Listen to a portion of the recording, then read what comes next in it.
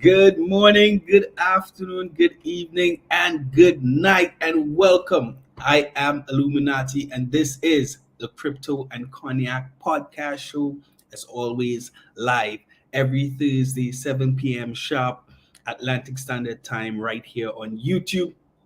As always, we got the ice, we got the yakety yak, and we got a whole heap of conversationing about this crazy cryptic world of cryptocurrency. Cheers and good evening, guys.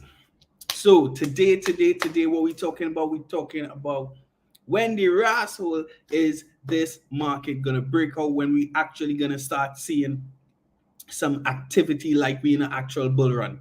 But before we do that, we have some housekeeping. As always, we take our crypto information the same way we take our cognac, and that's on the rocks. So the ICE rule: information, conversation, education, nothing more. I am not a financial advisor. This is not a financial advisory show. We do not give financial advice here. Do your own research. Okay? Don't care what Illuminati tells you. Don't care what your mama tells you. Don't care what your brother tells you. Don't care what that politician tells you. Do your own research. Right? Cheers. Guys, before we jump into the crypto talk, I decided, you know what, I'm gonna start sharing a little nugget about cognac, a little nugget about my favorite cognac, Hennessy. And for those of you who don't know, besides for Hennessy, besides for cognac, my other drink of choice, depending on what time of day it is, depending on what the weather is like, depending on where in the world I am, the other thing I like to drink is Guinness, right? And for those of you all who know me, know that I love me some Guinness, know me, I love me some Hennessy. But what you guys may not know is that both founders, Mr. Arthur Guinness, Mr. Richard Hennessy, they are both Irishmen. And I'm sure that most of you all don't know that, because obviously a lot of people think that because cognac is French, the founder, Richard Hennessy, was obviously French. That is not true. He was an Irishman. So clearly, the Irish know a thing or two about their alcoholic beverages. So big up to the Irish. Thank you guys for Guinness, but thank you guys especially for Hennessy, right? So thank you very much for that, Stephen. Welcome to you, my brother. As always, Stephen is reminding me, guys, as always, remember to drink and degen responsibly. So we have been going sideways for the last few months, right? Sometimes painfully so. We hit a little 60, a little 61, back down. We hit a little 64, back down, 58, back down, 54. And we just continue to range between those two prices. And it feels like we ain't never going to see 100K, right? To those who are new to this market, even some who have been here for a while, they are growing increasingly impatient with what is happening in the market. And you all know Warren Buffett says that the markets are set up to transfer wealth from the impatient to the patient. So just keep in mind which side you want to be on, right? As you start feeling stressed out about what is or isn't happening in the market, keep that in the back of your mind, right? Markets are set up to transfer wealth from the pockets of the impatient to the pockets of the patient. But with that said, we want to talk a little bit about, are we going to see a breakout anytime soon? What are the factors that are keeping us from breaking out? What makes this particular bull market different from the previous ones, 2020, 2021, 2016, 2017? What is different about this, right? Because it can't just be the elections, right? Because I don't know if it was set up to be this way, but the Bitcoin halving seems to always coincide with the election cycle of the United States. So an election isn't necessarily the thing that is holding us back, right? But there are quite a few things that are, I guess, creating, I wouldn't say tension, but apprehension. And I think for us who've been in the market for a while, for us who've seen previous cycles, it feels frustrating to see it not happen the way that we expected it to happen.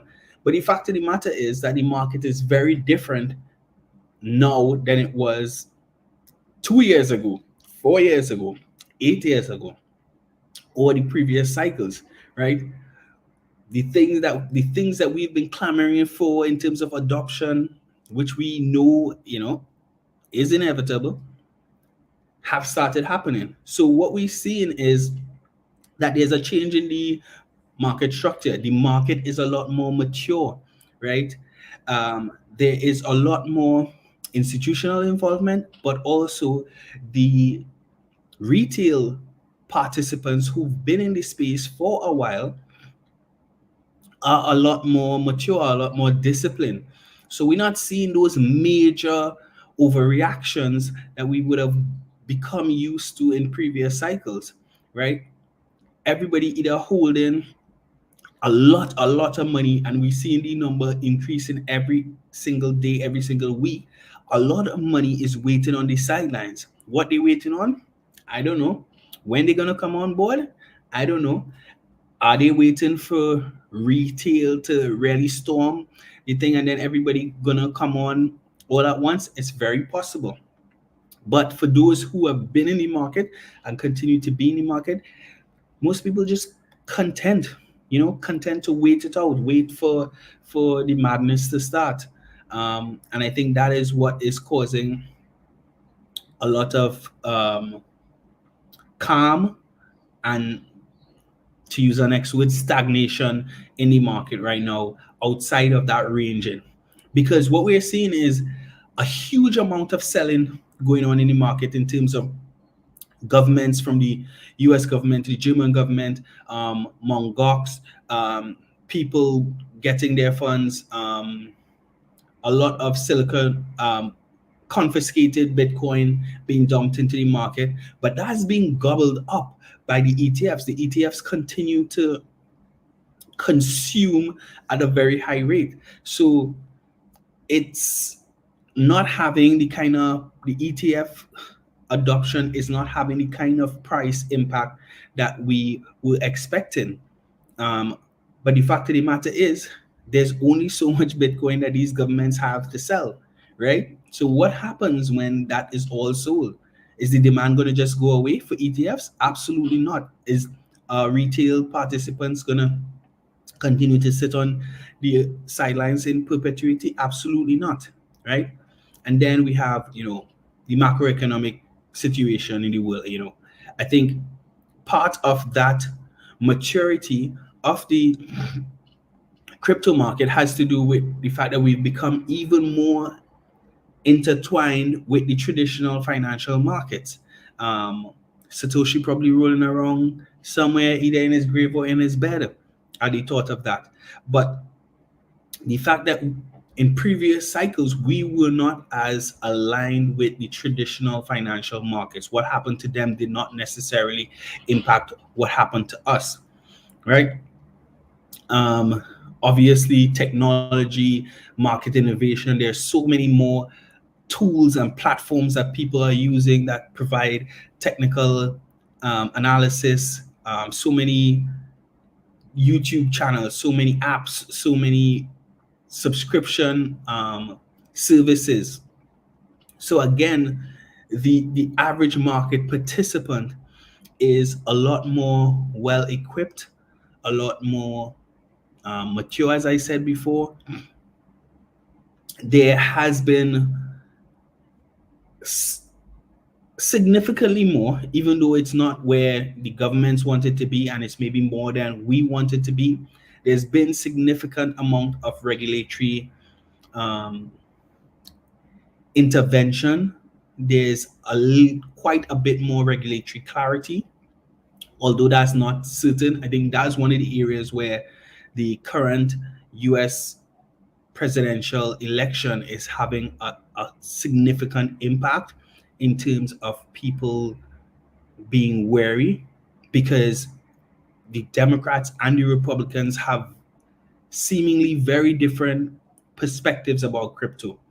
So one wants to, grow crypto, have it bloom, have America be the hub for crypto innovation, and one seemingly wants to, regulate it into the grave. So as the tide shifts between who is leading in the election, the market is responding to that. And I think there is a lot of, I wouldn't say uncertainty, but a significant watch and wait attitude towards it. I mean, ultimately, I don't think it's going to have the kind of impact that people think it's going to have. More so from a sentiment perspective, but outside of that, I don't think either which way the US goes with this is going to have any major impact on the long-term trend, because the fact of the matter is, as a global financial power, the US is kind of losing its leverage. And that's seen with all the macroeconomic shifts in terms of what is happening with the BRICS, what is happening with the move away from the petrodollar, what is happening in terms of the BRICS implementing their own SWIFT system, what is happening from the position of the US's and Europe's influence from a sanction perspective for countries that don't agree with their model, what is happening in Africa with the resistance to European powers there. I think all these things are changing the global financial ecosystem, and a lot of the things that we held as facts and whatever, I think those are going to change in the next few years. And I think the next 3 to 5 years are going to be significant in terms of shaping the new global financial ecosystem. Obviously, market sentiment is going to continue to play a huge part. Yes, there are going to be people who FOMO in looking for speculative success, but I think overall, I think as America loses its commanding position as a global superpower and as a global financial power, which I don't think they're ever gonna just completely fall away. But I think as they lose their influence, the dollar is gonna lose its influence, and I think we're gonna see a lot of people very fearfully look for new avenues for preserving their wealth. And I think we're going to see a huge amount of flight to a more sustainable capital preservation model. And that's where we're going to see gold boom. We're going to see Bitcoin boom. We're going to see crypto as a whole boom. And I think, it's going to be good for us who continue to be patient. But with all that said, I think when we contemplate what is gonna impact that breakout, how do we determine when that breakout is gonna happen? Traditionally, we've always kind of used the 200 week moving average as a key indicator. It is a widely respected indicator, and I think when Bitcoin obviously reclaims that 200 week moving average after a prolonged downturn, that is a key signal for us being in a bull market. And then we talk about the golden cross, when the 200 week and the 50-day moving averages cross, which kind of gives an indication for the short-term move compared to the long-term move. Once that happens, I think that is a key indicator for how things are going to go. I think obviously the RSI, or the relative strength index, that's going to be another key metric to indicate the bullish trend. We've talked about this in previous weeks.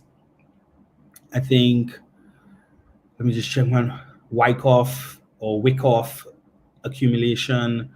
And I think one of the biggest indicators that I look at is in terms of the volume analysis, in terms of how much volume is moving the market in any which way. Are we seeing huge amount of volumes when we have red candles? Are we seeing huge amount of volumes when we have green candles? But historically, the Bitcoin halving has been the first sign of movement. In previous cycles, we've seen the movement start some weeks, some months after the halving. Last cycle, I think we could say maybe September, October as they call it, is when the market really started to move. We had a little bit of sideways movement in November, December, and then we took off again in January. So for me, I don't think we're going to see major movement until 2025. I think after we kind of tore out from the results of the election, which goes any which way, I think America is going to be forced to deal with their economic challenges, their recession. I think from a political standpoint, we're going to see maybe not the level of stimulus that we would have seen during COVID, but I think we're going to see some level of stimulus. I know that recently the US government kind of readjusted their jobs expectation, removing projections of over 800,000 jobs less they're expecting to come into the economy. How are they going to deal with that? I think social programs are going to be a huge deal. And I think maybe that's one of the reasons why people are expecting were expecting such a big move this time in the cycle, because people remember the activity of the last cycle without kind of appreciating that a lot of different things were happening in the market. For example, the stimulus, people not really having alternative options for what to do with their money because we were locked down in COVID. So it wasn't travel and entertainment and all these different things. So you had this stimulus. I mean, after you bought food, what are you going to do with it? A lot of people were investing it. So I think the kind of volatility that we saw during 2020, 2021, we're not going to see that, but I truly expect that we're going to see some significant moves. I think we're going to blow through 100K,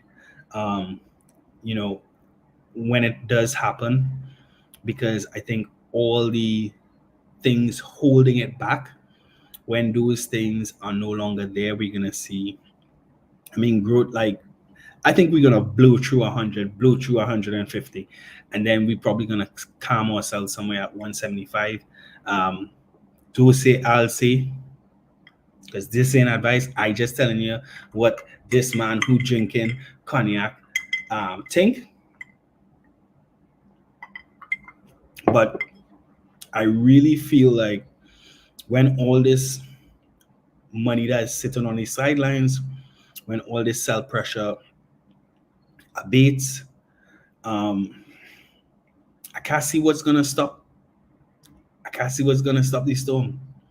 I really can't see. Even if we have something as catastrophic as a World War III, I think even then, and maybe even more so then, people are going to be looking for opportunities to preserve the capital that they've gained. So I think it's going to be special. I mean, I don't have enough, far from it. So I'm very, very happy that the prices are staying kind of um, curtailed, because I am still very much in buy mode. I have no intentions of selling anytime soon. As I said, this is a long-term plan for me. Yes, I mess around in that altcoin space. I started dabbling in that meme coin space, but Bitcoin, I ain't going nowhere. You understand what I'm telling you? So I think breakout is coming sooner rather than later. I think definitely post election, we're gonna see some movement. I have no doubt. I think we're gonna get back to 70, get back to maybe make a new all-time high around 82. But I think when we settle down after the next US president is installed in January of 2025, strap in, because it's gonna be exciting. You understand what I'm telling you? But that's my two satoshis, and it's gonna happen fast, and then I think it's gonna fall away fast. I think by November 2025, we're gonna see some saturation, some stagnation again, and then I will be looking to, settle down for the winter that is to come. Right? I'm gonna start taking profits early and often, and wait again, right? And do it again, because we're here for a long time, not just a good time, right? So, guys, that's it. Thank you for being with me as always, Steven. Once you hear, I hear, and I good, bro. I appreciate you. I love you. Rinse and repeat. You understand? Maybe take a small loan. Maybe next bear market, Steven might convince me to take a small loan to jump in. I don't know.